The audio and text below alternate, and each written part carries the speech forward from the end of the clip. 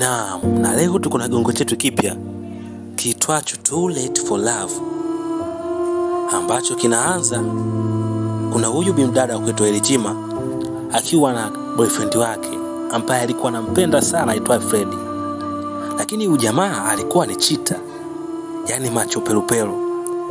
Wakati anaongea naye anamwambia vipi leo tunaweza tukaangalia mpira, jamaa alikuwa busy na chati. Huyo mdada akaona hapana, mbona najiongesha mwenyewe? Akasema ngoja niangalie ni kitu gani ambacho kinafanya huyu jamaa hayuko sawa na mimi. Akaamua kumpola simu. Kuangalia kwenye simu mtu ambaye anachat naye ni binti mwingine. Akamuuliza, "Kwa hiyo unanicheat Freddy?" Freddy akawaka bana. Akamwambia, "Bwana, kwa nini usiniache na uhuru wangu? Kwa nini unapenda kunifuatilia?" Freddy akachukua simu yake kwa lazima na kuondoka. Ila Elijima alimwambia, "Freddy, utanikumbuka." Basi yule mwamba Freddy alifuata yule mdada ambaye alionekana anampenda. Wakaongea mengi na kumwambia kuwa ameachana na Elijah na sasa hivi wako huru kufanya mambo yao. Huyu mwamba alikuwa na furaha sana, akihisi kuwa kuachana na Elijah na kuja kudate na mdada itakuwa ni jambo jema. Asijue kwamba nia ya mdada ni kitu gani. Lakini huyu jamaa alidanganywa, alizubaishwa na upofu wa mapenzi, akajikuta yuko busy na huyo binti na kumsahau Elijima. Walitembea pamoja kwa kufurahi, wakicheka.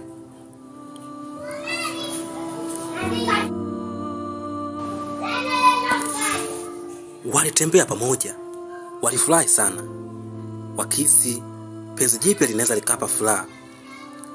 Mwamba Freddy ajibinjoe mara mbebe binti. Wow, lilikuwa ni penzi ambalo lilimpofusha sana kijana Freddy.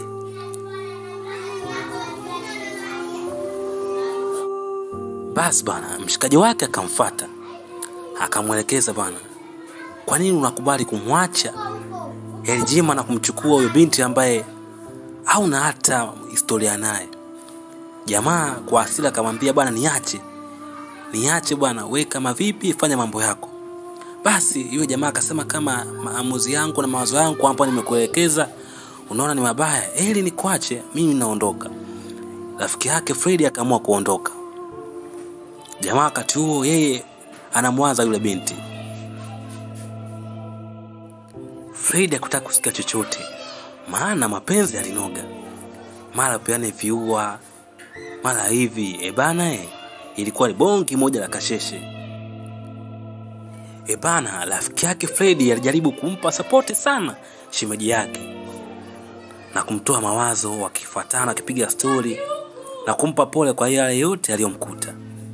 Lakini pia akimwomba msamehe sana rafiki yake kwa sababu kakutwa na tamaa. Lakini yule binti akamwambia, "Naweza nikampa nafasi nyingine akija, lakini kama kaona bora huyo basi sina namna. Lazima nikubaliana na mazingira." Rafiki yake Freddy alimpa pole Elijima na kumwambia, "Usijali, yote yataisha." Basi bwana, walianza kupiga story wakifurahi. Maisha kaendelea. Lakini muda huo binti anapitia maumivu makubwa sana mapenzi kwa usaliti ambao amefanywa na Freddy. Wakati huo Freddy wala hawazi, yeye yuko busy na mpenzi wake mwingine, penzi jipya tena. Ilibidi tu basi akubaliane na mazingira. Naye rafiki yake Freddy alikuwa na iana, kabidi amsindikize ile binti huku akipiga story. Hatari sana. Sasa bana, yule binti bwana akaanza kumtia virungu Freddy. Mara anataka nguo ya kuvaa, mara hivi. Sasa Freddy ile hali ikamchosha. Na leo yule binti akamfuata akamwambia, "Bana, kama ushinda kuishi na mimi, achana na mimi kwa sababu siwezi kukaa na mwanamume ambaye hawezi kunihudumia." Akaanza kumkumbuka bidada, the way wakifurahi pamoja, wakichelekea pamoja. Akagundua umuhimu wa Elijima baada ya kula kitu kizito kwa yule bimdada. Freddy aliyakumbuka mengi sana, kumbukumbu bora ambazo katika maisha yake hajawahi kuzipata. Na hiki kitu kilimpa pigo kubwa sana katika moyo wake, kwa maana dhambi ambayo aliifanya na ndio leo hii inamtesa. Freddy alikumbuka the way wakifurahi pamoja na Elijima wakiwa katika sehemu nzuri ya kuvutia. Lakini haya yote leo hii yamepotea kwa sababu ya tamaa zake tu za kuona mwanamke yule ni sahihi kuliko huyu. Na hapo ndipo Fred alipojichanganya, akikumbuka makumbatio. I say, kweli it is too late for love.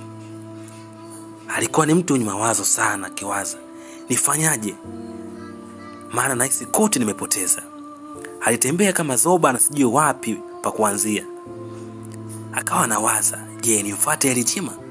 Je, atanielewa? Alikuwa na mawazo kichwani ambayo bado yalikosa msaada wa afya ya akili. Lakini akaona hapana, isiwe kesi. Bwana, upande wa pili bwana, tunaonyeshwa bidada Elijima akiwa bidhe zake anatwanga. Amemaliza, anataka kuingia ndani, lakini ghafla akatokea Fred. Yule binti akashangaa, huyu amefuata nini tena hapa? Jamaa akaja kiunyonge, mikono amefutika kama mtoto wa chekechea. Akaanza mara Elijima, mimi ilikuwa hivi, tamaa tuzenisamee, sasa hivi nahitaji penzi lako. Yule mdada akamwangalia, akasema huyu ananichukuliaje? Elijima alimwambia, bana, nilikupa nafasi, lakini nafasi yangu kwikisi. Lakini leo hii unaona vyema kurudi kwangu. Jamaa akaanza, Elijima nisamee, siudi tena, hizi ilikuwa ni tamaa tu. Yule mdada akamwambia, hapana, nafasi nilikupa kubwa sana, ukaona muhimu huyo mdada, nenda naye. Mimi bwana nimesahau tayari. Kwanza nimegundua kuwa single ni raha.